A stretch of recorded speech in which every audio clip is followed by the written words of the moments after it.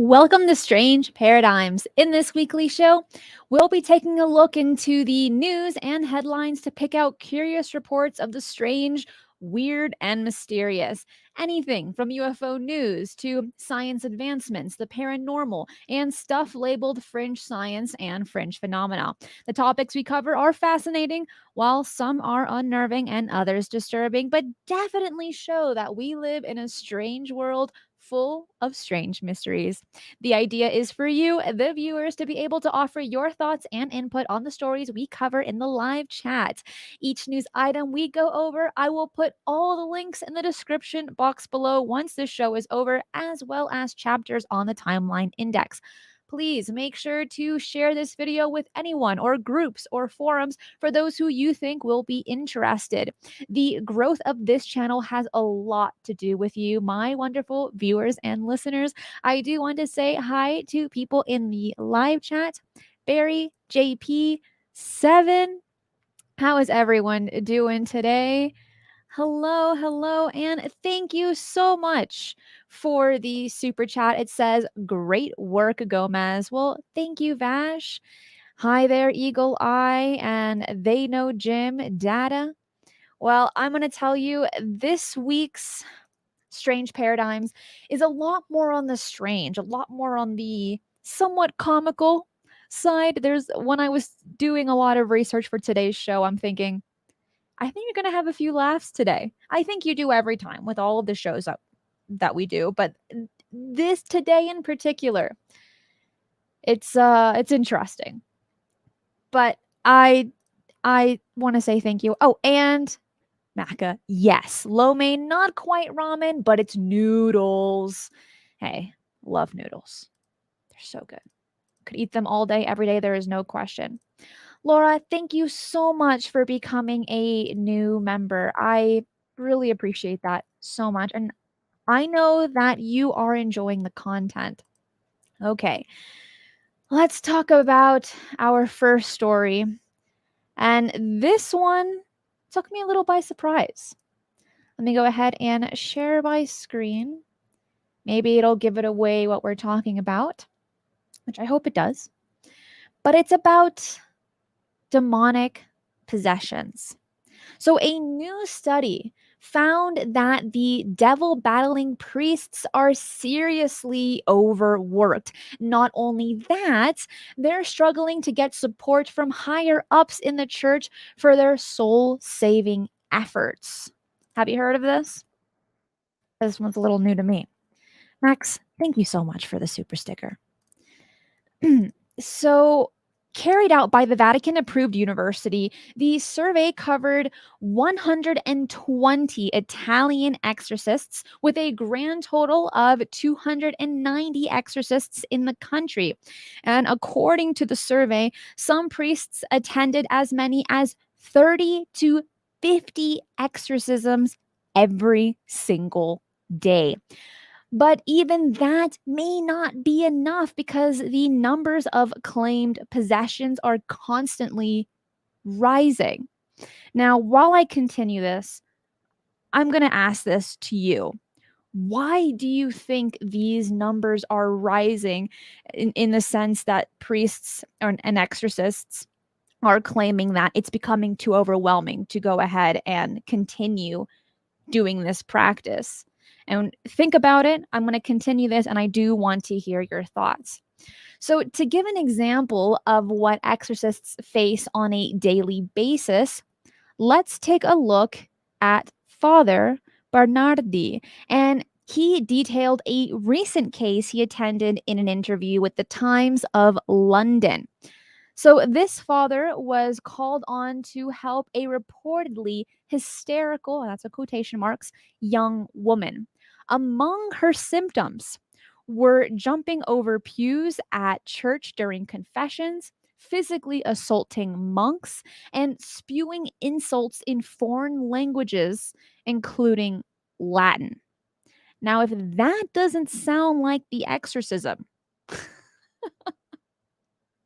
I don't know what does. But even an eyewitness told the Journal of Vicenza, saying it was frightening, horrible. Also, because she altered between 3 different voices. That is pretty scary. And I mean, again, this just reminds me of The Exorcist. Like, this is unbelievable, just the amount of things that have been described here in this article. So the woman's father believed that she suffered from mental issues, but her mother believed she was clearly possessed. So, to get to the bottom of the matter, the father said he was going to contact a psychologist on his own after receiving no assistance from bishops or the church. And after his interviews, the father cited the Catholic father sided with the mother on the matter of possession. And, well, he performed a 9-hour exorcism, which was successful. And again, that's in quotation marks, according to media reports. But despite Pope Francis's dedication to the practice, the priests carrying out exorcisms in the field are left mostly to their own devices. And they have to rely on contacting psychologists on their own. Well, why are they doing that? Well, it's part of the official exorcism procedure to seek the help of certified experts in psychology. Their aid is necessary for establishing whether the possessed is truly taken over by the Prince of Darkness or merely suffering from mental illnesses or another physical ailment. And in my opinion, I believe that's incredibly important because if that wasn't the case, then I'd probably be getting a lot more possession cases if we didn't have psychologists involved. Okay, because they also have to do research on things and on mental aspects that could look like possession but may not be. In 2018, Sicilian priest stated that at the time, the Vatican was seeing over 500,000 cases of possession per year. According to him, that marketed a threefold increase over just a few years. So, faced with these unprecedented numbers of possessions, the wait times to see an exorcist are getting longer and longer as they're being overwhelmed. What's going on here? I want to hear your thoughts in the live chat.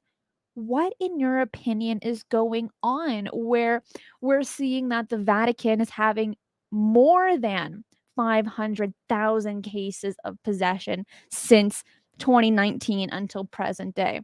Well, that's around during the time of the pandemic. Is there a correlation there? I'm not sure, but I would like to hear your thoughts because this article, it took me aback. I'm thinking, this is something we need to talk about.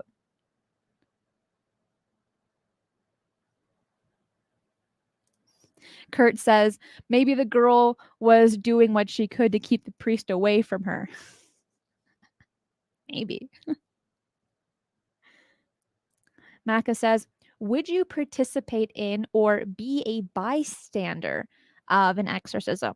That's a great question. And I would like for everyone to answer that with me.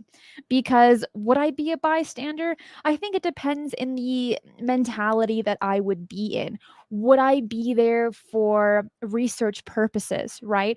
Or in the sense to practice and to help others if given the resources to do so, maybe. But if it was just the fact to be entertained, be like, oh yeah, I want to see how this turns out, I don't think I would jump on the bandwagon. I think that I would need to have a purpose to go ahead and be a bystander or participate in an exorcism.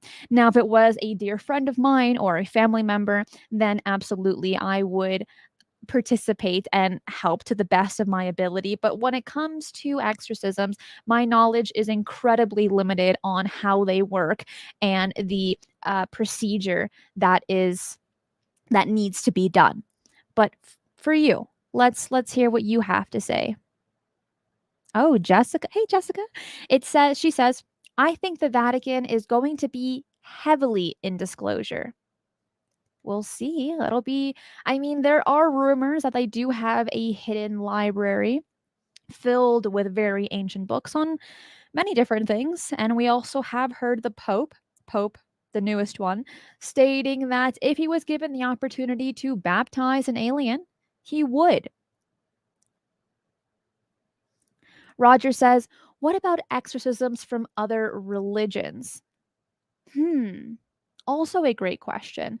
And I think that when we're dealing with attempting to remove an evil entity from someone's body based off of the stories that have been told, it seems that while the chants might be different, while the props might be slightly different throughout the religions, there's still a consistent protocol where it's all through intention and with the proper chants depending on your religion to go ahead and conduct the exorcism. So I don't think that no matter the religion, I don't think it's really necessarily a factor if you wanted to participate or be a bystander in.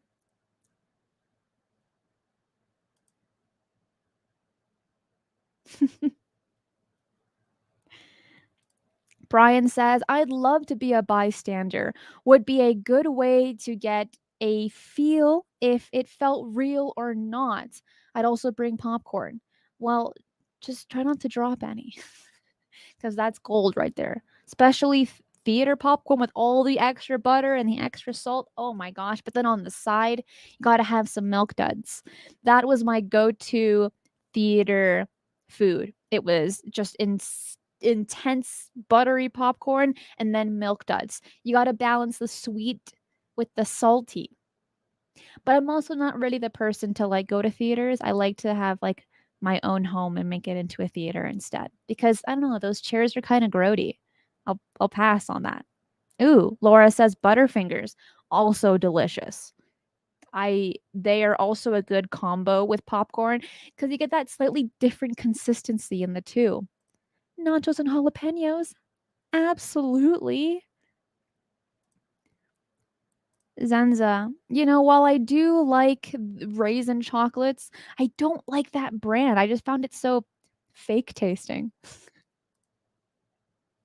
But going back into this article, why do you think it's so extensive? Why do you think the Vatican is recording so many possessions? And from my research, it seems that a good amount of exorcists don't completely work. They don't completely cleanse the person of the things that they're encountering, whatever that may be. Why do you think that is? I mean, could it just merely be a misidentification of something, or is there something more at work here when it comes to exorcisms? Brian says, if you don't pay your exorcists, you get repossessed. I see what you did there. And that kind of reminds me of the newer version of Total Recall. Great movie, by the way. And they had, no, Repo Men. It was Repo Men. And they were doing stuff like this. Great movie. Totally recommend it. Also, Total Recall, also great. Skyhawk says, COVID, nothing better to do? Maybe. I mean, we are aware and there have been tests on this, and we're going to continue to see how it's panned out for people. But when it came to this time where people have been stuck in their homes a lot more often, they have found different ways to entertain themselves, to live their life. But they've also, in some cases, have been more in tuned as well. Now, there are also some people that like to play with Ouija boards. Maybe that's what happened. I don't know. I am not a Ouija board advocate. No, even if it's a joke or not, they're not for me. I'm gonna pass. And when you can find them literally at any store, any toy store, and you have it like geared for kids, no, thank you. No, thank you. On to our next article. Let me pull that up because this one's a cool one, and it's very much related to the Artemis mission one, which the first launch might actually be August 29th. And we're going to get into detail on that near the end of this article. But what we're looking at here is lunar scientists think they found the hottest places on the moon, as well as some 200 Goldilocks zones that are always near the average temperature of San Francisco, California. So the moon has wide temperature fluctuations, with a part of the moon hitting up to about 260 degrees Fahrenheit, being about 127 degrees Celsius during the day, and dropping to minus 280 degrees Fahrenheit, being about minus 173 degrees Celsius. Those are very extreme temperatures. But the newly analyzed 200 shaded lunar pits are always about 63 degrees Fahrenheit, being about 17 degrees Celsius, meaning they're perfect for humans to shelter after the extreme temperatures. And they could also shield astronauts from the dangers of the solar wind, micrometeorites, and cosmic rays. And some of those pits may lead to similarly warm caves. Scientists involved in the research have said that surviving the lunar night is incredibly difficult because it requires a lot of energy. But being in these pits and caves almost entirely remove that equipment.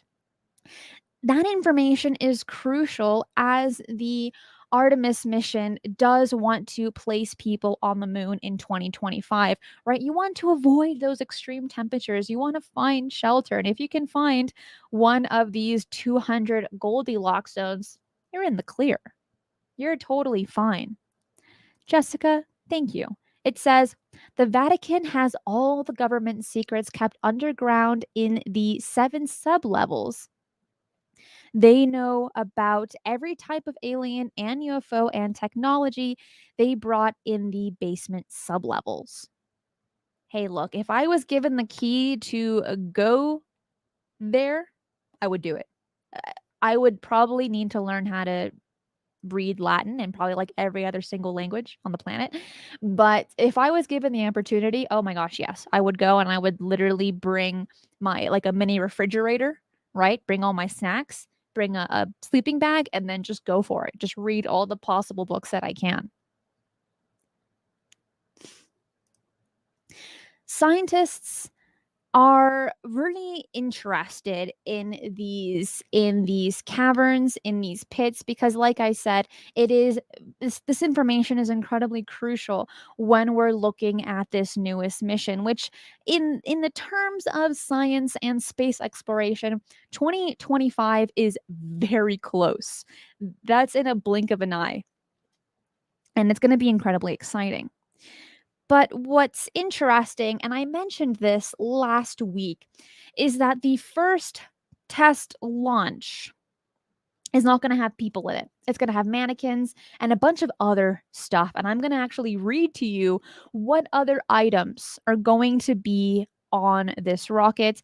And it seriously might launch August 29th up until like the early weeks of September. They're still kind of fluctuating as it all really does depend on the weather in Florida. So, on the rocket that's going to go ahead and launch pretty darn soon, we're going to see 4 Legos. We're going to see digitalized entries from NASA's Artemis Moon Pod Essay Contest, around 100 miniature Artemis 1 patches, which will be included and then given after the flight for team recognitions to some participants in the Artemis Student Challenges. You're going to get a variety of tree seats They will fly, and then they will be distributed to educational organizations and teachers as a learning opportunity after the mission. And tree seeds were flown aboard the Apollo 14 mission and were germinated and grown into, quote, moon trees after being returned to Earth as an experiment to understand the effects of deep space on seeds. Very cool. But there's more. Also, a pen nib from the Charles M. Schultz Museum and Research Center in Santa Rosa, California, because Schultz created a comic strip depicting Snoopy on the moon, illustrating public excitement about America's achievement in space. But wait, there's a bunch more. Several items from other space agencies will be included in the flight kit. The ESA, the European Space Agency, which is providing the service module that powers and fuels Orion around the moon, and on its way home will fly Shaun the sheep, a small animal from the children's television series spin-off from Wallace and Gromit. Now, I feel like here's some of the pictures of some of the holes, but for me, I feel like Wallace and Gromit is kind of old school. I don't know if it's still prevalent. When I lived in Ireland and when I came back, yeah, this show was a big deal in like the UK and Ireland. But I feel like since then it's I don't know. I'm not the one making the rules here when whatever can be on this rocket. But I would put like SpongeBob or something. That would be me. SpongeBob was my favorite cartoon of all time. Like, I have almost every episode of the first 2 seasons. I know it by heart. Also, all their songs. Great stuff. Yeah, Renee says Rick and Morty's better. It would seem more appropriate, right? Because that show's all about space and portals. You can't go wrong with the portals. Now, I've actually never seen the TV show, but I've heard a lot about it. But what are your thoughts? Oh, Maka says, I grew up with the Wallace and Gromit shorts. Hey, look, I mean, it's cool. I just feel like it's a little bit old school. It's my opinion there. But we're also going to see a 3D printed replica of the Greek goddess Artemis will fly for later display in the Acropolis Museum in Greece. The Israel Space Agency is contributing a pebble from the shore of the Dead Sea, excuse me. And then you also have the German Space Agency will fly digitalized versions of student visions of lunar exploration as part of a nationwide educational activity. Along with, you're going to get a variety of flags and patches and pins as well. So you're getting a bunch of stuff. I think it's very, very cool, but you're not getting people on this rocket. You're getting everything but people. And it's going to weigh about 120 pounds of mementos in total. A lot of stuff going on. But almost every single week here on Strange Paradigms, we talk about the James Webb Space Telescope. And let me tell you, I have a very, very fun article for you. So let me pull this tweet up, and I literally just posted a short on YouTube and on Twitter, and on TikTok and on Instagram right before the show started talking about this exact thing. So let me share my screen. All right, here is the tweet. So check out this new image of Proxima Centauri taken by the James Webb Space Telescope. It says here, picture of Proxima Centauri, the nearest star to the sun, located 4.2 light years away from us. It was taken by the James Webb Space Telescope. This level of detail, a new world is unveiled every day.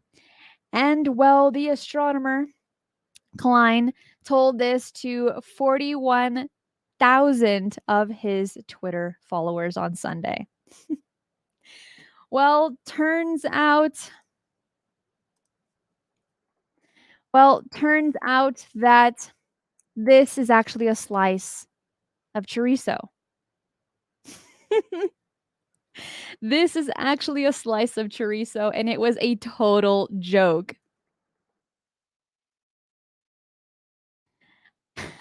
Well, this fooled a lot of people, and many people actually believed this to be true. So a few days after that, the astronomer said, I feel obliged to specifically talk about this tweet that this picture was merely a joke, okay? Let's learn to be weary of the arguments from positions of authority as much as the spontaneous eloquence of certain images. And he's got a point, and you know what? I gotta say, I love his sense of humor. Roger, thank you so much for becoming a YouTube member. I really, really appreciate it. But for you listening, do you think that's funny or do you think it's going a little too far? Joking, claiming that this was a picture taken by the James Webb Space Telescope. Do you think it's funny or you're like, no, this is not?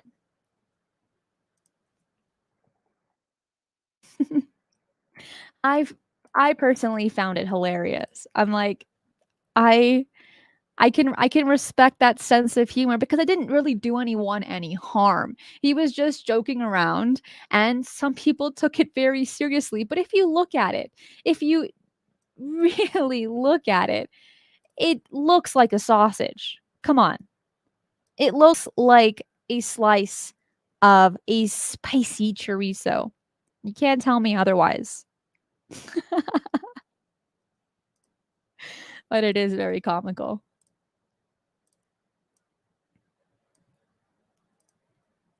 Ryan says, it intended to be funny, but missed the mark. Scott says, the world needs some humor right now, TBH. Absolutely. Totally agree. Laura says both. Okay. All right. A little of both. Sunspot says it's not funny. Chorizo Centauri. I love it. That should be the new name. That should be the name of the tweet. Oh, yeah. I'm all for that one. But I think when I was doing the show today, this article I had found maybe like an hour before the show started. And I like to usually finish up my notes a few hours before to kind of like rest, clean it up, find good pictures and things like that. But when I came across this one, I said, I need to cover it. I need to cover it now. I need to cover it today. But you know what? While I'm at it, I'm going to make a short or a TikTok because it's too funny not to share. That's what I think, at least. On to our next one. But actually, I do want to add a super quick announcement because I'm pretty excited for this. Let me share my screen here because this was awesome. So on Tuesday, shifting the paradigm, my guest was and will be Brandon Fugel and talks about everything related to Skinwalker Ranch. And as many of you know, those that have been following me for a while, Skinwalker Ranch truly 100% has my full attention. It's such a bizarre place. You're having a convergence with the UFO phenomenon and the paranormal. And then you're also having Navajo culture involved in it as well, dealing with potential portals, skinwalkers, weird cryptids. I mean, everything you could imagine, it's happening here and it's being documented. So, we talked about what happened since the end of the last season and the last season ended filming and then what's happening now and also what is to come. You do not want to miss this show. It's going to blow your mind. And this is the stuff that we talked about was not put on screen. Okay, so this is all very exclusive information and truly interesting. So make sure to hit the notification bell on YouTube so that you do not miss this interview talking about the secret of Skinwalker Ranch and to the owner, Brandon Fugel. Very exciting. On to our next article. Last week, we talked about a woman that lived in the UK and she owned this haunted house.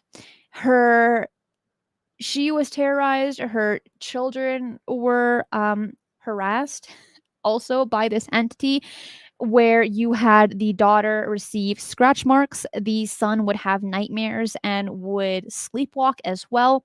The mother would wake up with bruises and she even felt fingers go down her throat. That's mortifying. Well, there's a little bit more information that I found that I would like to cover with you today.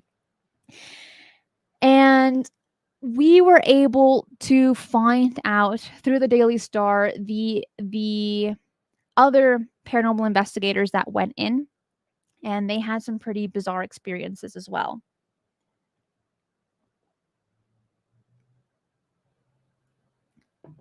So, paranormal investigator Lee, who runs Project Reveal Ghosts of Britain, visited the house on Monday, August 1st, to confront the supernatural guest, but even he did not leave that house unharmed. The 36-year-old claimed the strange encounter left him with scratches on his arm and eerie footage showing this odd looking entity. Lauren, the owner, had mentioned that she did bring people to bless this house. And this was a question that we had last week. Did she bring in priests? What did she attempt to do to remove this entity? Well, now we found out that she did bring people in to attempt to remove this entity, but nothing worked. Actually, it only worsened the situation to the point that she had to contact these other paranormal investigators because no amount of holy water, no amount of holy man, nothing was working. Absolutely nothing. And she was mortified. She was like, I have no other resources. I don't know who to call. Ghostbusters. Sorry, I had to do that one.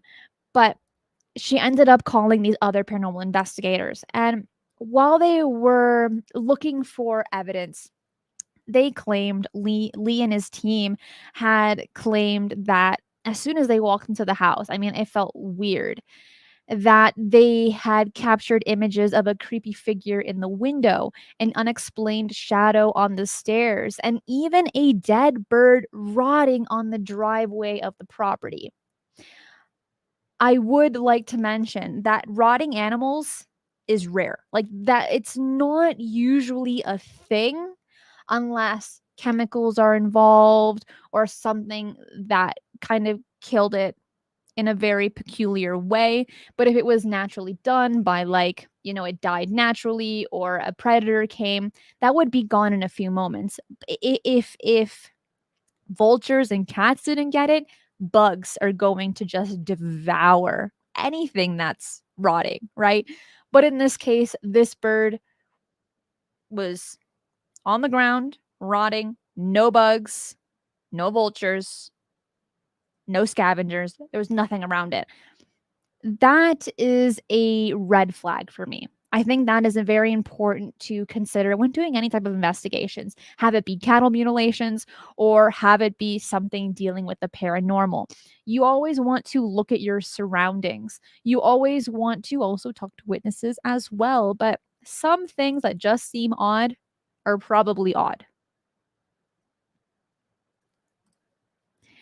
Well, as this investigation continued, the paranormal investigators ended up telling Lauren, like, dude, this place is way too dangerous. You need to sell it. You need to sell it. It's terrorizing you. You actually don't even live in the house anymore. You actually live in the garden because you're too scared to go in the house. what's the point of owning it?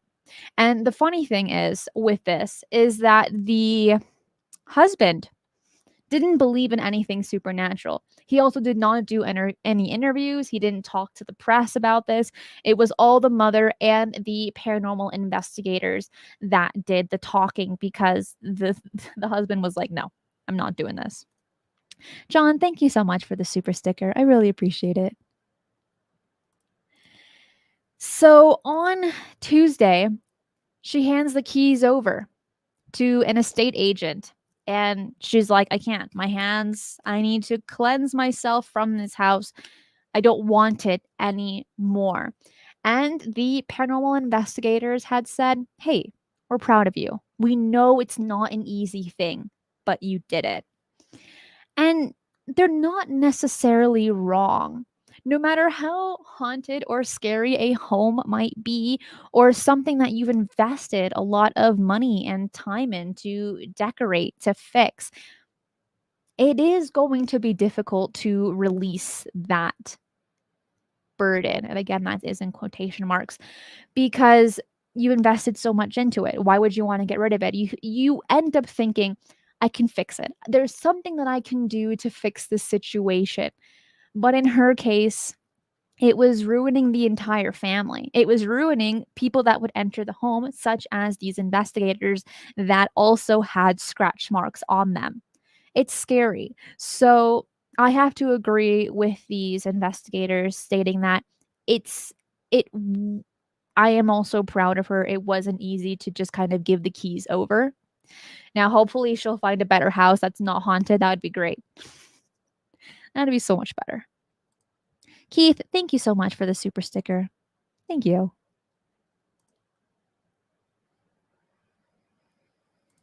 Brian says, "Poor entity, just sitting in its house in another dimension, while here someone's trying to banish it." I don't think that's necessarily the case, but hey, it could be. I've spoken to a good amount of paranormal investigators, and I still want to speak to so many more because it's not really my field of expertise. But I've asked a good amount of them, if not all of them, and there will be more to come on shifting the paradigm. So you don't want to miss any of the interviews I do. But I always ask, what do you think ghosts are? Is it just merely a person that died? Could it also be interdimensionals? Could it possibly even be extraterrestrials that we're just not able to see due to their technology or something else?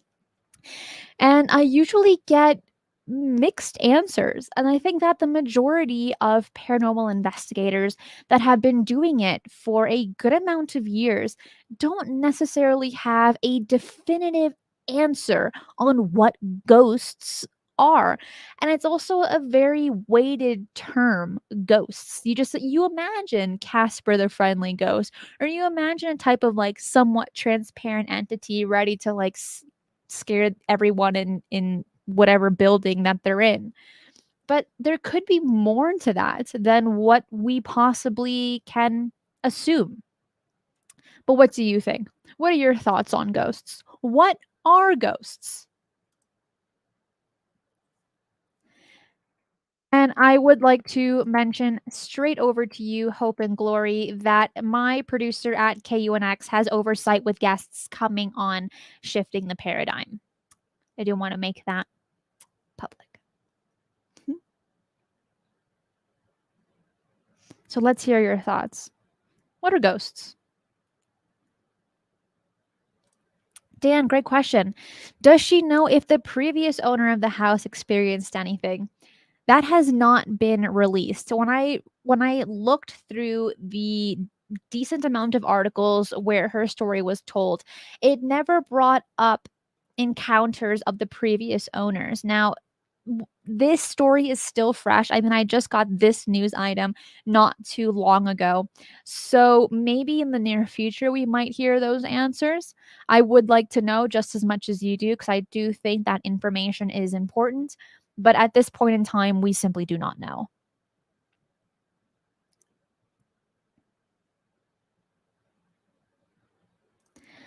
Zenza says the ghost that popped into existence right in front of my face had that Casper sheet over the head look to him. So, when you had that experience, Zenza, did it pacify you or was it still just as scary? Because if I were to see something like that, kind of like in the movie Beetlejuice, right? Where you had those ghosts wearing the sheets, but they were like literally floating. I, I think I think it would be a little bit more amusing than it would be scary. Also, great movie. Probably one of my favorite darker movies. Zenza, thank you for answering that. He said, made me chuckle actually. Good.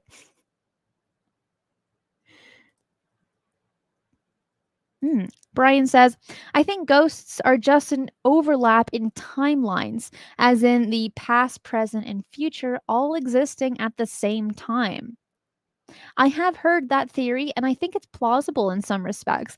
Now, I think we also need to consider that not all ghosts are the same. But of course, once again, my knowledge is limited when it does come to the paranormal, but I do wish to be more knowledgeable in that field as we go along.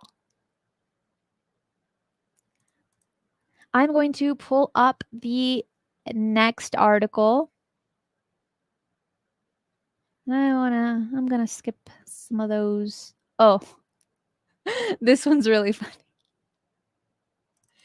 This one is you're gonna laugh with me on this one. I told you today's gonna be a little bit more of a goofy type of stories and articles. All right. So, looking for a suitable rental accommodation isn't easy. Besides making sure that it fits into the budget, one has to comply with certain conditions that it comes with. And these requirements are quite peculiar at times. A rental advertisement for a property has been doing rounds on the internet over an odd condition: no poets. And the ad for the one bedroom apartment was stated with that condition: no poets. Absolutely not. So this went, it made its rounds with Twitter, and I want to read you some of the comments that people had because it made me laugh. So we have one that says from Blaze right. It says, it's 3 a.m. in the morning, and all of a sudden you start feeling mighty elegant, and you start saying some fancy words. Next thing you hear, an angry knock at the door. Here's another one. Poets are high maintenance and tend to leave a mess. This one says, as a smoking poet, I object.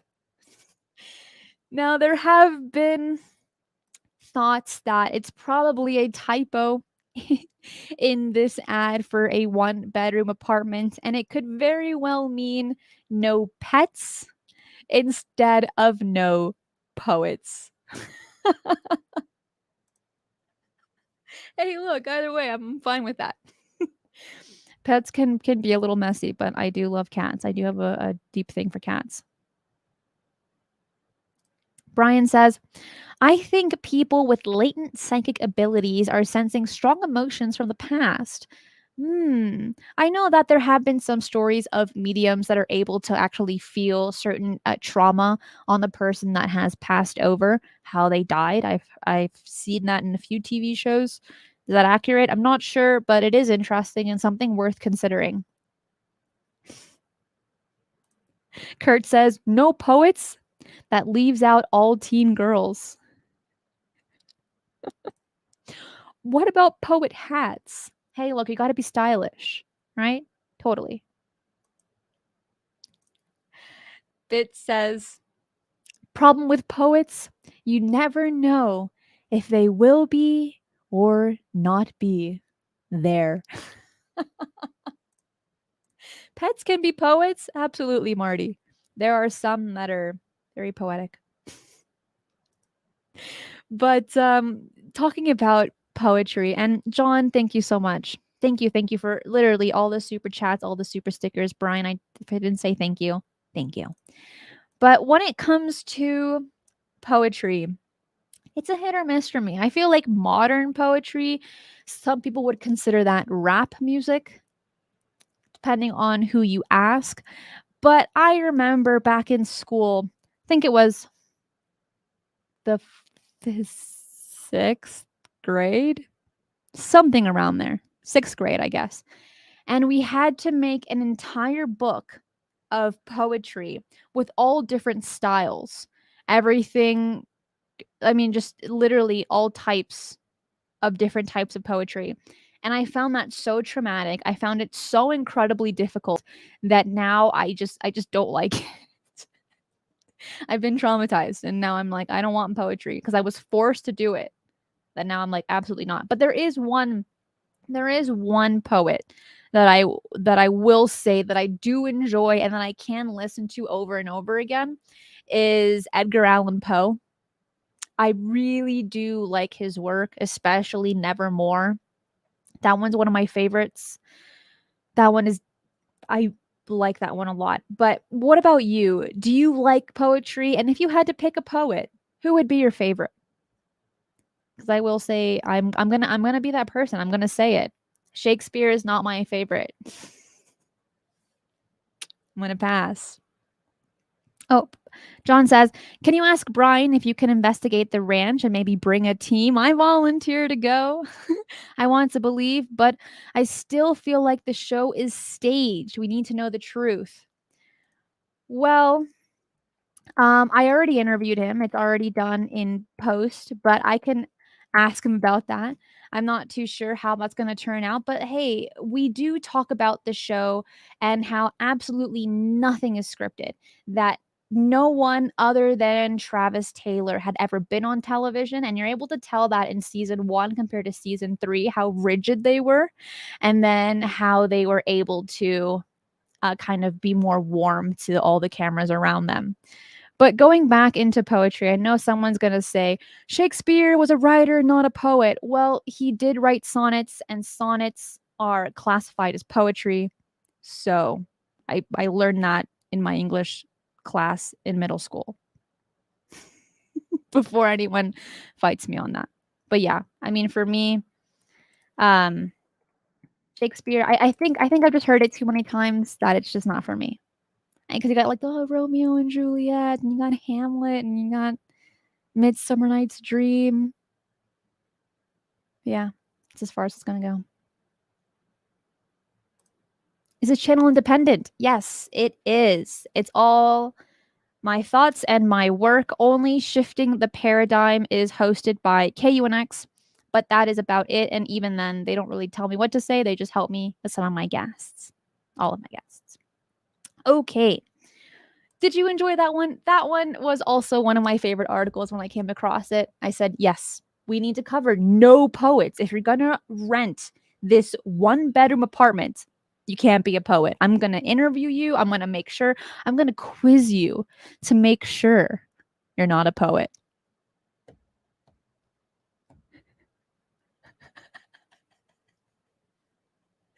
Best typo of all time. Now, there were some other tweets that said, call them. We need to know the whole story. Why do these tenants not like poets? But turns out, which is merely a typo. Still hilarious. I would love for there to be a backstory. I would love for them to tell us, well, the reason to why I don't like poets is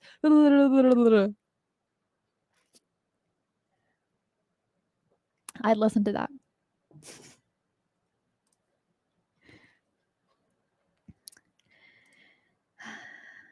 Oh my gosh. Did someone say haikus? Ah, Becca, yes, haikus. I just no. I pass on all poetry. All of it. Don't expect me. Zenza said that typo pwned the poets. I have not heard the term pwned in a good amount of time. But that was like in middle school, that was just the term that everyone used. So great. Maybe they get paid in poems. Hey, wrong planet, maybe. On to our next one. And now I'm just kind of winging it here. I want to tell some funny stories. This one is peculiar. And I'm going to share my screen so that you know exactly what I'm looking at. Here it is. Because this is crazy. I mean, when I say crazy, I mean it's crazy. So if you're listening to this on a podcast format, jump over to YouTube so you can see this picture. But also, I will go into detail on what you're looking at, but you're not looking at it, you're listening. So look at this. This woman's fingernails touch the floor. Oh my goodness. Diana Armstrong from Minnesota has broken the record for the longest fingernails on a pair of hands and the longest fingernails on a pair of hands ever. So measuring to 42 feet and 10 inches as of the 13th of March 2022, the combined length of Diana's fingernails is longer than a standard yellow school bus. Okay, so 42 feet in total, all 10 fingers. It's longer than a standard school bus. Tell me that's not insane. Well, she has been growing these fingernails for over 25 years. Her right thumbnail is the longest in all her nails, measuring 4 feet and 6.7 inches, being about 138 centimeters. In comparison with her shortest nail being 3 feet and 7 inches, or about 109 centimeters. Let me show you some more pictures. Yeah, I mean, how does this woman cook? How does she eat? I mean, how does she pick her nose? Okay, I know we all do it. We covered this on Shifting the Paradigm a few weeks back. Everyone picks their nose, don't even attempt to deny it. So, yeah, this is crazy. Bit says, I guess she doesn't use or need chopsticks. Yeah, but like, okay, if they're that long, you can't even like put your hand around and attempt to feed yourself. I mean, all I see are bathroom issues. Bob, I'm with you on that one. So many issues. How does she tie her laces? We're actually going to talk about that. She uses her feet for everything. She picks up clothes, she can pick up money, she can do a lot of tasks with her feet, but for the most part, she does have assistants. Her daughters and her daughter and her other people in her family do help her with the daily tasks. But let's talk about why she grew her fingernails. And to be honest, it's a sad story. I think she has someone to wipe. Yeah. Yeah, probably. Okay. So she hasn't cut her nails since 1997 because she vowed that she would never trim them again. Here's why. She was having a normal day. She asked her kids to get out of bed and to go off and go to the grocery store to get some food for her family. But while she was shopping, she received a panicked call from her youngest daughter. And she got the phone call stating, Ma, Tisha won't wake up. And just at 16 years old, Diana's daughter, Letitia, had passed away in her sleep from an asthma attack. And she had stated that was the worst day of her life. And well, ever since then, she vowed, like I had just said, she was never going to cut her nails after that because Letitia was really the only one that would paint her nails, that really appreciated her long nails because they were already long. They were like longer than average, but they weren't to this extent. And so, in loving memory of her daughter, she never cut them after that, and that was 27 years ago. Yeah. What's crazy about this is that each of Diana's nails takes between 4 and 5 hours to paint per nail. Per nail. 4 to 5 hours to paint them. I wouldn't even bother painting my nails if it was at that extent. But here's another picture of her attempting to use a laptop. And they are fun colors for her nails. She does have her nieces paint them because they enjoy doing it. And you can find this article is written by the Guinness World Records if you want to read it in a little bit more detail, because this is extreme, but so cool at the same time.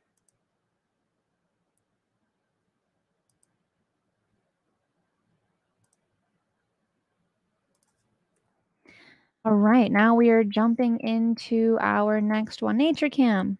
Thank you. It says, here's a small contribution to your RV fund. Cristina, how do your family, professors, and significant others feel about your podcast? Are they fans? My parents have no idea that I have this channel. My professors, I do not tell them. I bring information if I need to my classes, but for the most part, I do not share that with them. So I share it with you guys instead. My friends and family. That's you. So yeah, but I think once my parents find out, they'll be my biggest fans. But for them, coming from a very strict Latin household, school is the most important thing. I should have absolutely no distractions while I'm in college, but this is the biggest distraction of all time, but also incredibly significant, in my opinion, when it comes to the conversation for humanity. So I'll let you know when I tell them. But, if I was asked about it, I would admit it and I would talk about it. Be like, yeah, hey, this is cool stuff. Oh no, what did I do? Okay. On to our next one. This one is science related. This is worth mentioning. Let me share my screen here. Okay, what are we looking at? Well, scientists grew synthetic embryos from mice cells without sperm, eggs, or a womb. The technology could be a starting point to grow organs from scratch. Independent experts said a lot more research would need to be done, even considering growing a human embryo this way. But the embryo is the best organ making machine and the best 3D bioprinter. We tried to emulate what it does, and this is what we had Jacob Hanna from the genetics department state in an interview. And he had stated that they have managed to grow mouse embryos outside of the womb in glass containers. Here's a picture of that. But the majority of these synthetic embryos died early in the process, but a few did manage to grow for about 8.5 days, about half the time of the gestational time for a mouse, which is the process of carrying or being carried in the womb between conception and birth. So that's pretty good. They are making strides. But at that point, there were 95% similar to normal mouse embryos and had grown a placenta at the beginnings of a spine and brain, a digestive tract, a beating heart, that we can see in this picture here with all of these arrows, right? Got the yolk sac, we got the beating heart, we got the blood islands. Getting some really, really cool stuff going on here. So like I had mentioned, these are incredible scientific strides. Where is it going to take us? Well, as the article mentioned, they are attempting, what they want to do at least is to attempt to make human organs, but there is a lot of ethical questions when it comes to that. So we will see in the future what is going on with all of this and how it will proceed. But for the most part, looking at it in in a lab dealing with mice, it is a lot easier, obviously, than doing it with humans, right?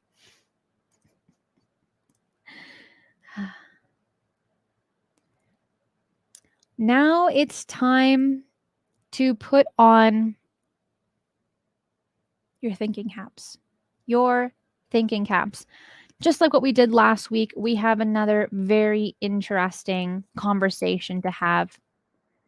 But first, I want to address John's question. Hey, Cristina, just back to the UAP issue for 1 sec. I'd love to see you do a couple of interviews, Daniel Sheenan and Gary Nolan. Will do. Will do. Not a problem. Well, I mean, maybe. I'll have to see if they're available.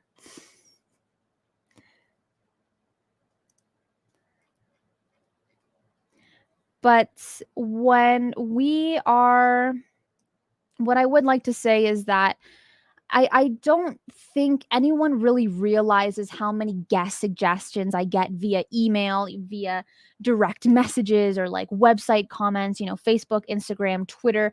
And I just don't have time really to like process all of the suggestions or like vet them out. So I asked my producer, Race Hobbs, to get his team at KUNX to like filter out potential guests and like schedule them, and then the schedule is like kind of booked up. What but like what I can do, as I do run KUNX, they do have organization admin of that. So thank you. But we'll see. We'll see. I mean, those are some big names. On to our next one. Again, I want you to put on your thinking caps for this one. Deranged Lunatic, thank you. Jason, thank you. Okay, so we're talking about how UFOs went from conspiracy to a scientific priority. So UFOs are no longer a conspiracy. In fact, today, governments around the world, the military, and even space agencies such as NASA are committed to studying UFOs. But this has not always been the case. Only a few years back, UFOs were still considered a conspiracy. So, what changed so drastically? The UFO topic is a hotly debated one. But this has not always been the case.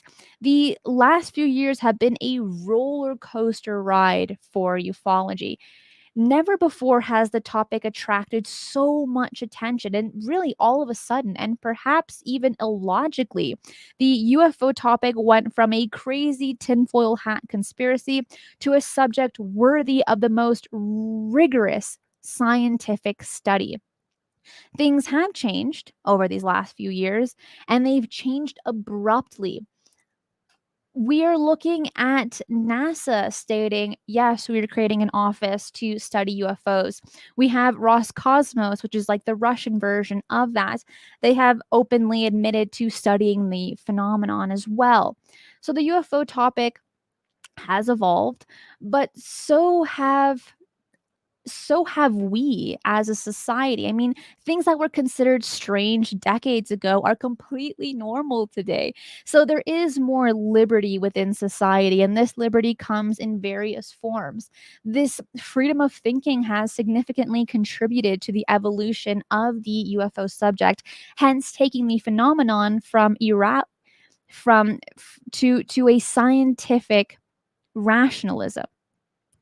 Claiming that UFOs are not of this world is undoubtedly an extraordinary claim. But lucky for us, we do have extraordinary evidence. In these last few years, a number of videos have been declassified and released to the public. And these are not ordinary videos filmed by you and me, but videos filmed by the US Navy warships, the US Navy fighter pilots, among others. Okay, we got the Nimitz, we got the USS Omaha. We have things like this that were released and where the Pentagon had stated, yeah, these are authentic. So these videos are extraordinary, not because credible sources filmed them, but because of what the videos show with them. And some of the examples we see are objects traveling at incredible speeds, making maneuvers that are impossible to make by even the most advanced fighter jets at our disposal today. Evidence shows that the military has witnessed UFOs traveling 15 times the speed of sound. This is a big deal. This is a really, really big deal. And I think that when you speak to people outside of our community that say, well, where's the evidence? This is the probably the best standpoint to take, is saying, well, our government, and that's plural across the globe, they're taking this seriously. And this is no longer, oh, just merely witness accounts or stories, anecdotal stories. We are getting the real evidence.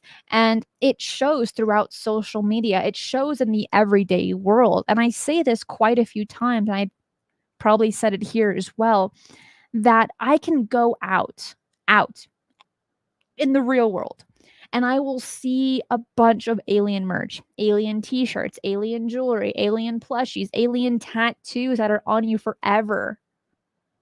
And you can ask them about this. What are your thoughts on aliens, for instance? And while their knowledge is usually limited, the fact that it's no longer ridiculed and it's actually a cool conversation to have, or a cool to be a part of the movement, says something in itself. It's, we've come a long way, and I've been so lucky to be on this wave with all of you, to show our journey with the channel that I have, to look at everything that's going on, all of the different aspects of it. So it just goes to show that we might end up saying, if we haven't already, I told you so.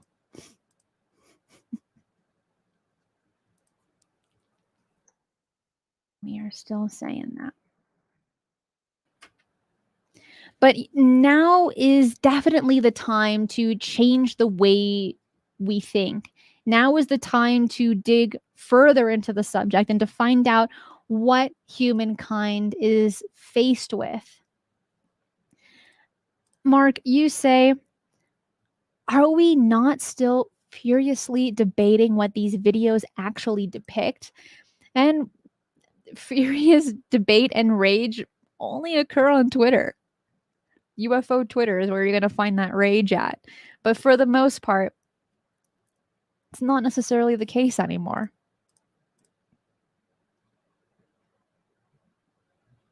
Jason says, you're so correct. I love having very open discussions about this issue. Also, I'm going to my first CE5 event tomorrow. I'm so stoked.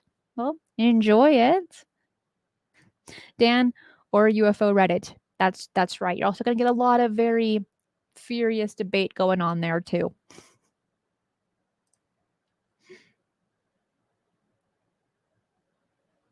Bit says, wait, is Cristina working on getting an alien tattoo? No. Needles and I, we don't get along. So no tattoos for me. Thank you. I had piercings, and that's enough for me, and they all kind of closed up. So no. Brian says, I think it's because your generation is not so easily gaslighted as the past few. That's what they've always done, and it no longer works. I think that is the case, especially when we're dealing with cell phones and the internet, that we're able to research anything at an instant. But here's the issue with that: is my generation is kind of asleep. They're buried in their cell phones. While they could research the topic, right? They're instead infatuated with entertainment. And I just want to wake up my generation with these mysteries and all of this incredible stuff. But they're so infatuated with gaming. Not this subject, but not yet. But I think they will be in time. I think they will stray away from mere entertainment and actually want to feed into this mystery and feed their curiosity to get those answers. So thank you, Brian, for the super chat. And Maka, signed petition for testimony before Congress. Heck yeah. Also, thank you so much.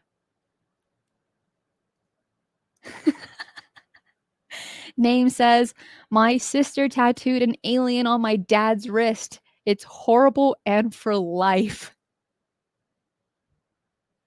Yeah.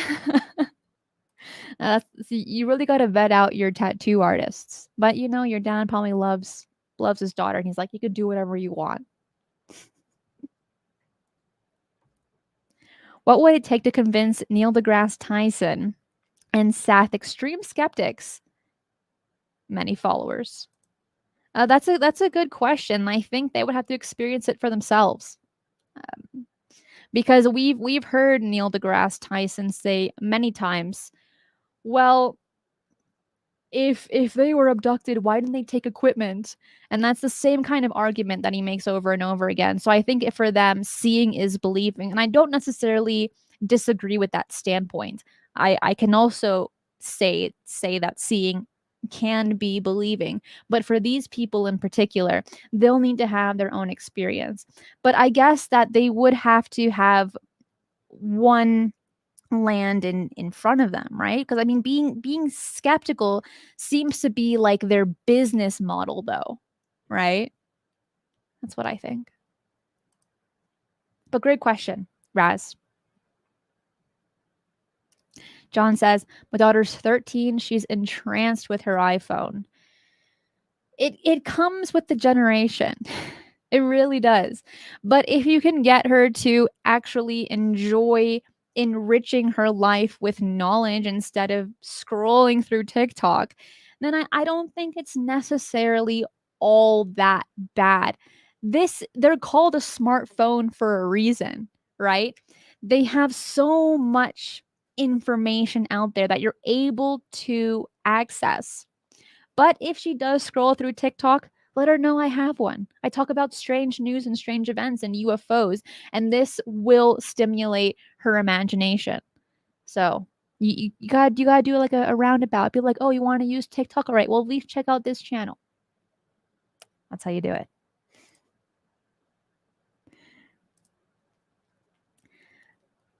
And I will put my TikTok link in the chat. I'll do that right now. And while I do that, take a look at it once today's show's over. But I have another strange story for you. We got 15 minutes left. Everything is strange today. I mean, like really, really weird. Talking about snakes. Python hunt. 800 people compete to remove Florida's invasive snakes. So, through the Florida Everglades for the next 8 days, they are in search of the invasive python that will bring in thousands of dollars in prize money. This is genius. You get to remove tons of snakes, give them a little bit of money, and you have a lot of people practically doing it for free. Whoever came up with this idea, genius. I mean, if you like snakes, I don't have the courage to like catch snakes. I don't mind them if they're contained, but catching it with my bare hands, and if they're like pythons, I mean, those things are ginormous. I'm going to pass on that one. The python hunt officially began Friday morning today and runs through 5 p.m. on August 15th, according to officials who gathered in Miami to kick off the annual event. This is significant because every python removed is one less invasive species preying on our native birds, mammals, and reptiles. Since 2000, more than 17,000 pythons have been removed from the Everglades ecosystem, according to a news release. And What's weird about these specific pythons is that they can lay up to 100 eggs a year, like per female python, 100 eggs. The cash prize of up to $2,500 are available in both the professional and novice categories for those who remove the most pythons. There are additional prizes for the longest python in each category, and each python must be dead, with hunters facing disqualification if they kill them inhumanely or kill a native snake. We got some good rules here. So far, the registered hunters represent 32 states and California. Registrations are being accepted throughout the competition. It costs $25 to register, and participants must also complete an online training course. I am so happy that they're including a training course because you're going to need to bring your snake boots or snake leg pads. Okay. You want to definitely make sure you do not have snacks in your pocket unless you want to use it as bait. But you got to be really careful. Okay. But this is still dangerous. We do need to keep this in mind. While it is a competition, while you're able to win money, this is still dangerous. So it is good that they do require a training course, and all that money that they're collecting. That's so much more than what the cash prize actually is. I'm a bit disappointed. But if you were, or if you're going, or if you live in Florida and you want to go to the Everglades, would you participate in this snake contest to where you could win $2,500? Like I said, I wouldn't. It's not for me. Zenza says, I could see one of those TV reality shows covering this. That would be so comical. You can just imagine all of the comments and all of the cussing when they're trying to catch one and they miss, or like the almost injuries. That part would be really scary. But people love when other people get hurt. So it would make great television. And it's probably been considered, as this competition started back in 2000. That's 22 years worth of considering. Should this be a TV show? Nah. Should it be? Maybe the liability is a little bit too high. I wonder if they need to sign like a liability insurance too, stating if you get injured, it's not our fault. Because I think that would also be important. Marty says, I would not participate, but I'd cheer him on. I can feel that. You got to make sure, like when people do those marathons and everyone's watching the marathons and they have like bottles of water and like little protein bars. What if that's the same thing for this snake contest? That would be a waiver. Yep. Thanks, Marty. Florida's my retirement plan. Nice. Oh, Zenza, I am with you on that one. Not for me. It's not worth all the mosquito and black fly bites. Yeah, I mean, Florida's humid. The mosquitoes there are too much. And once you get bit by a mosquito, I mean, you're scratching all day. There's no going back after that. No. Space Marshal says, thank God I live in Sweden. I heard it's a nice place and they have like really good chocolate. Is that true? I'm always for the chocolate. It's chocolate, ice cream, and ramen for me, and cats. There's this totally off topic, but there is this island called Cat Island, and there's cats everywhere. And I really want to go, but it's in Asia. So I can't just take my RV and go to Cat Island. But if there's one here in the United States and someone knows about it, please tell me, because I would go in a heartbeat after I hit, obviously, Utah and the Bridgewater Triangle.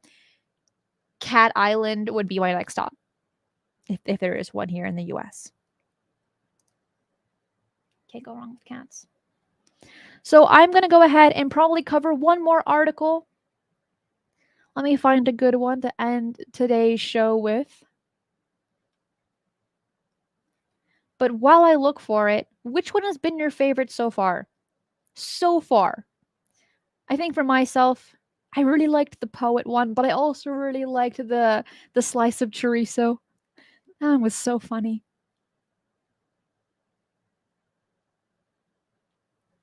They're all so good. Okay. I think we will go ahead and cover this one. This one's pretty crazy. Oh, and while I am pulling up the picture, make sure to hit the like button. It really does help the algorithm. And if you want to support the channel, you can become a channel member or join my Patreon, where you do get extra content with all of my guests. You get to see them answer more questions, and also you get to see a more fun side of them as well, because we get to play short games, and it's a lot of laughter involved. Okay. So, a nano robot built entirely from DNA to explore cell processes. That's tiny, by the way. I just want to clarify. That's really, really small, and I'm going to express to you how small it is as we go along with this article. So, in Nature Communications, the researchers said constructing a tiny robot from DNA and using it to study cell processes invisible to the naked eye, you would be forgiven for thinking it is science fiction, but it is in fact the subject of serious research by scientists from INSERM. This highly innovative nano robot should enable closer study of the mechanical forces applied at microscopic levels, which are crucial for many biological and pathological processes. Our cells are subject to mechanical forces exerted on a microscopic scale, triggering biological signals essential to many cell processes involved in the normal functioning of our body or the development of diseases. For example, the feeling of touch is partly conditional on the application of mechanical forces on specific cell receptors. In addition to touch, these receptors are sensitive to mechanical forces, known as mechanoreceptors, enable the regulation of other key biological processes such as blood vessel constriction, pain perception, breathing, or even the detection of sound waves in the ear. The dysfunction of this cellular um, this type of sensitivity is involved in many diseases. For example, cancer as well. And at present, our knowledge of these molecular mechanisms involved in cell sensitivity is still very limited. Several technologies are already available to apply controlled forces and study these mechanisms, but they have a number of limitations. In particular, they are very costly and they do not allow us to study several cell receptors at a time, which makes their use very time consuming if they want to collect a lot of data. But what I do want to mention is how small these nano robots are. We're looking at a 1 piconewton, which is namely 1 trillionth of a newton. And with a newton corresponding to the force of a finger clicker on a pen. So 1 trillionth, the size of this pen clicker, is how big these nano robots are. Wow. Marty says nano robots are the future. There is no question there. But I mean, you could just probably sprinkle them in food. No one would realize it. and then you have all these nano robots inside of you. It's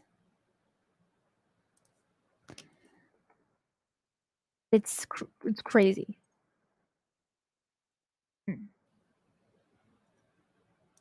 What are your thoughts on it? On these super tiny nano robots? Again, 1/trillionth the size of a pen clicker. I can't even imagine that number. I can't even imagine how that would look because you actually can't see it with the naked eye. You have to be so innovative, so creative, and so imaginative to be a scientist or even a researcher and stuff like this. Because if I was given all the time in the world, I don't think I would think about that, making nanorobots that tiny.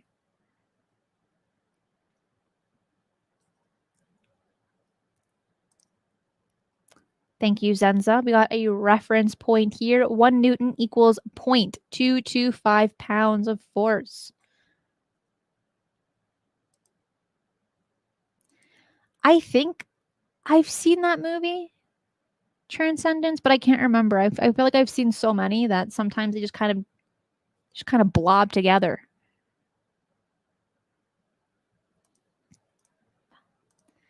Well, those are all of the articles I have today. Thank you so much for watching Strange Paradigms live. Don't forget, Tuesday, Brandon Fugel is going to be on Shifting the Paradigm, talking about everything related to Skinwalker Ranch, the TV show, and him owning the ranch and his own insights and experiences as well. You do not want to miss that show on Tuesday. Also, make sure to like this video, subscribe if you haven't already. I want to wish you all a wonderful weekend. Absolutely fantastic. Hopefully, you're having good weather where you're at. And I will see all of you next time. Be safe. And remember, keep your eyes on the skies.